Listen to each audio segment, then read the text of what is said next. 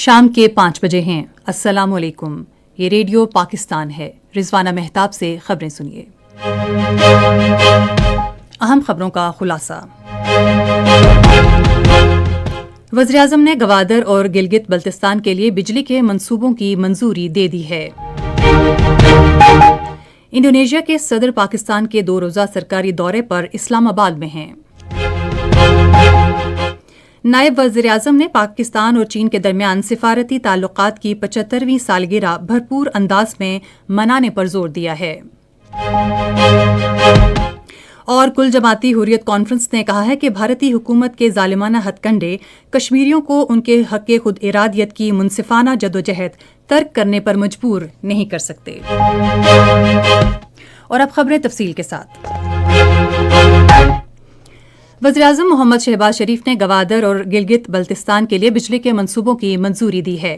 انہوں نے یہ منظوری آج اسلام آباد میں بجلی کے شعبے میں جاری اصلاحات پر جائزہ اجلاس کی صدارت کرتے ہوئے دی۔ وزیراعظم نے گوادر پورٹ سٹی میں بجلی کی فراہمی میں درپیش مسائل کے خاتمے کے لیے جامع منصوبے پر فوری عمل درآمد کی منظوری دی۔ انہوں نے کہا کہ گوادر کی بندرگاہ بجلی کی بلا تعطل فراہمی اور دیگر سہولیات سے دنیا کی بہترین بندرگاہ اور مستقبل میں معاشی سرگرمیوں کا مرکز بنے گی۔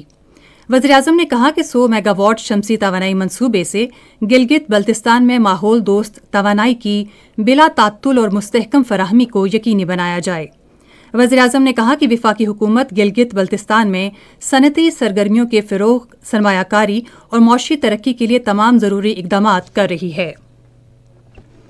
وزیراعظم محمد شہباز شریف نے عابد شیر علی کو سینٹ کے انتخابات میں بلا مقابلہ کامیابی پر مبارکباد دی ہے۔ اپنے ایک بیان میں انہوں نے کہا کہ مسلم لیگ نون کو عوامی خدمت کی بدولت ہر محاذ پر فتح نصیب ہو رہی ہے۔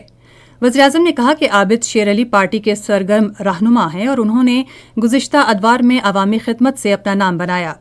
شہباز شریف نے اس اعتماد کا اظہار کیا کہ بطور سینیٹر عابد شیر علی میاں محمد نواز شریف کی لازوال قیادت میں ملکی تعمیر و ترقی اور عوامی خدمت کے حوالے سے اپنا بھرپور کردار ادا کریں گے۔ انڈونیشیا کے صدر پرابوو سبیانٹو پاکستان کے 2 روزہ سرکاری دورے پر اسلام آباد میں ہیں۔ صدر آصف علی زرداری اور وزیراعظم شہباز شریف نے آمد پر ان کا پرتپاک استقبال کیا۔ اہم وزراء اور اعلی حکام پر مشتمل اعلی سطح کا وفد انڈونیشیا کے صدر کے ہمراہ ہے۔ انڈونیشیا کے صدر کا پاکستان کا یہ پہلا دورہ ہے۔ ان کا یہ دورہ پاکستان اور انڈونیشیا کے درمیان سفارتی تعلقات کے قیام کے 75 سال مکمل ہونے کے موقع پر ہو رہا ہے، جس کے باعث یہ انتہائی اہمیت کا حامل ہے۔ اپنے قیام کے دوران صدر پرابوو وزیراعظم محمد شہباز شریف کے ساتھ وفود کی سطح پر بات چیت کریں گے۔ وہ صدر آصف علی زرداری سے بھی ملاقات کریں گے۔ چیف آف آرمی سٹاف اور chief of defence forces field marshal Syed Asim Munir بھی صدر پرابوو سے ملاقات کریں گے۔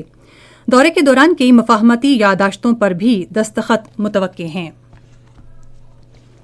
نائب وزیر اعظم اسحاق ڈار نے کہا ہے کہ پاک چین سفارتی تعلقات کی 75ویں سالگرہ شایان شان طریقے سے منائی جائے۔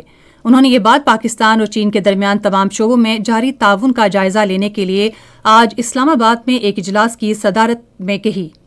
اجلاس میں پاک چین سفارتی تعلقات کی 75ویں سالگرہ شاندار انداز میں منانے اور دونوں ملکوں کے درمیان پائیدار شراکت داری کو مزید اجاگر کرنے کے لیے مختلف تجاویز دی گئیں۔ چیف آف آرمی سٹاف اور chief of defence forces field marshal Syed Asim Munir کے اعزاز میں آج جنرل ہیڈ کوارٹرز راولپنڈی میں خصوصی گارڈ آف آنر کی تقریب ہوئی۔ مسلح افواج کے چاقو چوبند دستے نے فیلڈ مارشل سید عاصم منیر کو سلامی دی اور گارڈ آف آنر پیش کیا۔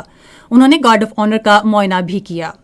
پاک فضائیہ کے سربراہ air chief marshal Zaheer Ahmed Babar Sidhu اور پاک بحریہ کے سربراہ ایڈمرل نوید اشرف بھی تقریب میں موجود تھے۔ کل جماعتی حریت کانفرنس نے کہا ہے کہ مودی حکومت کے جابرانہ ہتھ کنڈے بھارت کے غیر قانونی زیر قبضہ جموں و کشمیر کے لوگوں کو حق خود ارادیت کی منصفانہ جدوجہد ترک کرنے پر مجبور نہیں کر سکتے۔ کشمیر میڈیا سروس کے مطابق کل جماعتی حریت کانفرنس کے ترجمان ایڈوکیٹ عبدالرشید منہاس نے سری ڈگر میں ایک بیان میں مودی حکومت کی طرف سے مقبوضہ علاقے کے عوام پر جاری ظلم و ستم کی شدید مذمت کی۔ انہوں نے عالمی برادری پر زور دیا کہ وہ کشمیری عوام سے یکجہتی کا اظہار کرے اور دیرینہ تنازع کشمیر کو اقوام متحدہ کی قراردادوں کے مطابق حل کرنے کے لیے اپنا کردار ادا کرے۔ کشمیری کارکنوں پر جاری مظالم کو اجاگر کرتے ہوئے ترجمان نے بھارتیہ جنتا پارٹی کی حکومت اور اس کی ایجنسیوں کی پرامن طریقے سے اپنے سیاسی حقوق کا دعویٰ کرنے والوں کی جائیدادوں پر قبضہ کرنے کی شدید مذمت کی۔ اس کے ساتھ ہی خبریں ختم ہوئی۔ مزید خبروں اور تجزیوں کے لیے وزٹ کیجیے ہماری ویب سائٹ radio.gov.pk اور فیس بک کے link radio Pakistan news official پر براہ راست ویڈیو سٹریمنگ بھی ملاحظہ کیجیے۔